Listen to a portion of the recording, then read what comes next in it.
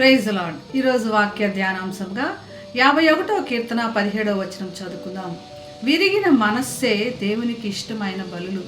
దేవా, విరిగి నలిగిన హృదయమును నీవు అలక్ష్యము చేయవు. ఒక పాపం చేసి దాన్ని కప్పిపుచ్చుకోవడానికి మరి ఒక పాపం చేసి దేవుని ఎదుట దోషిగా ఉన్నాడు. దేవుడు దావీదును ప్రేమించాడు కాబట్టి ప్రవక్తను పంపించి హెచ్చరించాడు. వెంటనే దావీదు లోబడి దేవునికి ఎంతో విలువైన ప్రార్థన చేస్తున్నాడు.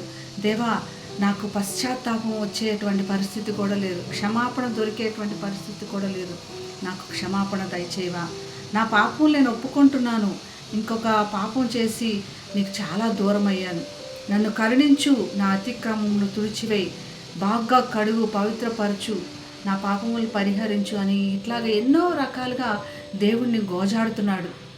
దేవుని ఎదుట తన హృదయాన్ని అర్పించి దేవుని ఎదుట క్షమాపణ వేడుకుంటున్నాడు.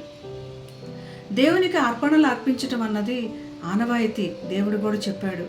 కానీ ఆనాడే దావీదు కనుక్కున్న విషయం ఏంటంటే, ఈ అర్పణలు బలులు అర్పించే కన్నా హృదయమే నా బలిగా అర్పించాలి, దేవునికి అర్పణగా అర్పించాలి, అది దేవునికి ఇష్టమైనది అని ఆ రోజు గ్రహించగలిగాడు దావీదు.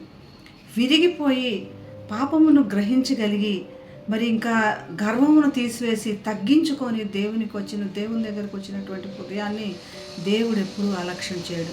నలిగిపోయిన హృదయము దేవుని క్షమాపణ కన్నా దేవుని పరిశుద్ధాత్మను పోగొట్టుకుంటానేమో, దేవుని తిరిగి ఆయన సన్నిధి పోగొట్టుకుంటానేమో అన్నటువంటి విధంగా ఒక ఎదురు చూచేటువంటి హృదయాన్ని దేవుడు ఎప్పుడు అలక్ష్యం చేయడు అని దేవుని సన్నిధిలో ఉన్న ప్రాముఖ్యత దావీదు కనుక్కున్నాడు. ఆయన ఆశీర్వాదం విలువ దావీదు కనుక్కున్నాడు కాబట్టి ఇంత లోతైన ప్రార్థన చేస్తున్నాడు. లెంట్లో మనకి దేవుడు అనుగ్రహించే గొప్ప భాగ్యము, మనకు అనుగ్రహించబడిన ఒక విలువైన వాక్యాలు ఏంటంటే, మన క్షమాపణ కోరుకొని దేవుని ఎదుట మన హృదయాన్ని అర్పించుకొని హృదయంలో ప్రతిదినము నూతనపరుచుకుంటూ ముందుకు వెళ్ళాలని అటువంటి కృప దేవుడు మనందరికీ దయచేయనుగాక ప్రార్థన చేస్తున్నాం. మహాపరిశుద్ధుడైన యేసయ్యా, విరిగి నలిగిన హృదయంతో నీ దగ్గరకు వస్తున్నాం తండ్రి. నీవు బలులు కోరేవాడు కాదు నాయన, మా హృదయాన్ని కోరేవాడు నాయన. మా హృదయాన్ని నీకు అర్పిస్తున్నాం తండ్రి.